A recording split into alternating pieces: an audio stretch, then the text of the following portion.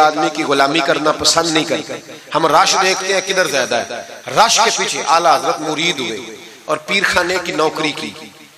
جب ڈیوٹیاں لگتی تھیں آستانے پہ تو میری طرح کا تو کہ مولوی کہیں مرید بھی ہو نا تو پیر خانے پہ جا کے اسٹیج پہ بیٹھنا پسند کرتا ہے.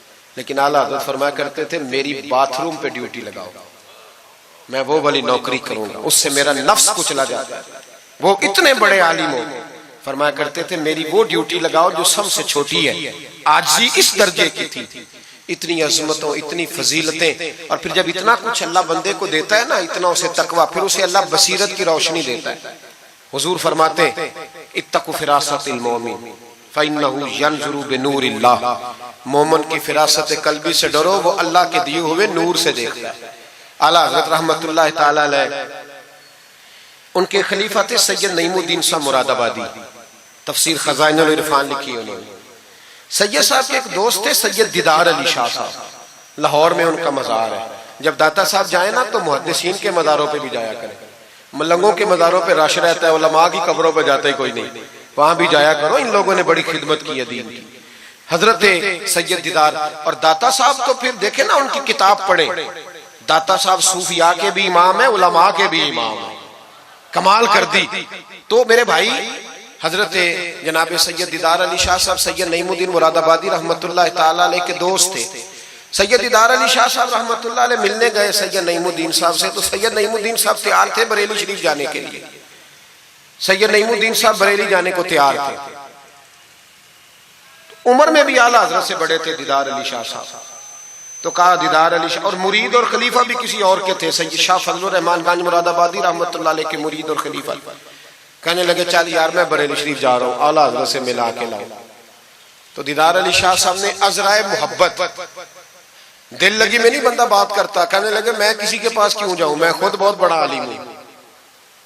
کہا چلو یار امام احمد رضا کے پاس چلے. کہنے لگے وہ میں نے سنا ہے کہ وہ ذات کے پٹھان ہے اور طبیعت کے سخت ہے, میں نہیں جاتا. انہوں نے زبردستی منوایا, کہنے لگے چل یار چلتے ہیں. لے گئے ساتھ. بریلی شریف جب پہنچے نا تو عصر کی جماعت کی آخری رکعت تھی, جماعت اتحیات میں بیٹھی تھی. پہنچ گئے. اب سید نعیم الدین صاحب سید دیدار علی شاہ صاحب سے کہنے لگے کہ شاہ جی وضو ہے, کہنے لگے نہیں میرا نہیں. کہنے لگے میرا ہے, میں جماعت میں جاؤں, کہ آپ جائیے. وہ جا کے جماعت میں شامل ہو گئے. سید دیدار علی شاہ صاحب کہتے ہیں میں کنویں پہ ایک طالب علم تھا, چھوٹا سا پانی نکالا ہوا تھا اس نے, میں سمجھا کوئی بچہ ہے جس کی ڈیوٹی لگی ہے وضو کرانے. ہمارے مدرسے کے بچوں کے ساتھ بھی بڑا ظلم ہوتا ہے نا, وہ دال جو کوئی نہیں کھاتا وہ مدرسے میں پکتی ہے. ہاں ہاں بڑا ظلم ہوتا ہے ان بچوں کے ساتھ, اس کی پوری داستان ہے, کبھی کو مجھ سے پوچھے تو میں بتاؤں. بہت بڑا ظلم ہوتا ہے. ایک محتمم صاحب ایک دن کہہ رہے تھے تنظیم المدارس کی میٹنگ میں کہ میں نے جی کبھی مدرسے کا کھانا چکھا نہیں, میرے لیے جائز نہیں تو میں چکھتا نہیں. میں نے کہا صاحب اب چکھنا, اور میری خواہش ہے آپ بھی وہی کھانا کھائیں جو یہ بچے کھاتے ہیں. یہ رسول اللہ کے دین کے طالب علم ہے, اس لیے ان کے ساتھ ظلم ہوتا ہے. مجھے یونیورسٹیوں میں جانے کا موقع ملتا ہے, 2-3 دن پہلے بھی میں نیشنل ٹیکسٹائل یونیورسٹی فیصل آباد لیکچر دینے گیا تھا. ٹھاٹ پاٹ ہے یونیورسٹیوں کے بچوں, ان کا کیا اثر کرتا ہے, نہ سونے کو جگہ نہ بیٹھنے کو جگہ. وہ جو شور والے نعت خواں تھے وہ پجاروں میں گھومتے ہیں, اور یہ نبی پاک کے دین کے طالب علم رات کی دال پڑی ہے تو کہتے ہیں تھوڑا پانی ڈال کے اس کو کھا لو. یہ ظلم ان کے ساتھ کرتے ہو. اور پھر میں بڑی تکلیف سے بات کرنے لگا ہوں. حدیث بیان کی جاتی ہے کہ طالب علم کے قدموں کے نیچے فرشتے پر بچھاتے ہیں, نیچے فرشتوں نے پر بچھائے ہوئے ہیں اور ان کی گردن پر قربانی کی کھالیں لادی ہوئی ہیں جیسے گدے پہ لادی جاتی ہے. اس کے بارے میں حدیث آئی تھی. اللہ کا خوف نہیں آتا. آپ نے اور میں نے مدرسے کے بچوں کو عزت نہیں دی, اس لیے مدارس کی رونقیں ختم ہو گئی. اور مجھے شکوہ ہے مدارس چلانے والوں سے بھی, ان سے پیار کرو.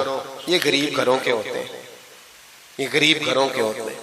ان کی مائیں بھیجتی ہیں کہ چلو کچھ بن جائیں گے, لیکن ان کے ساتھ جو سلوک ہوتا ہے وہ اچھا نہیں ہوتا. ان کے ساتھ ان کی ڈیوٹی ہے, سارے مدرسے کی اینٹیں انہوں نے اٹھانی ہے, ساری نوکریاں ان غریبوں نے کرنی. خدا را ڈرو اللہ تعالیٰ سے.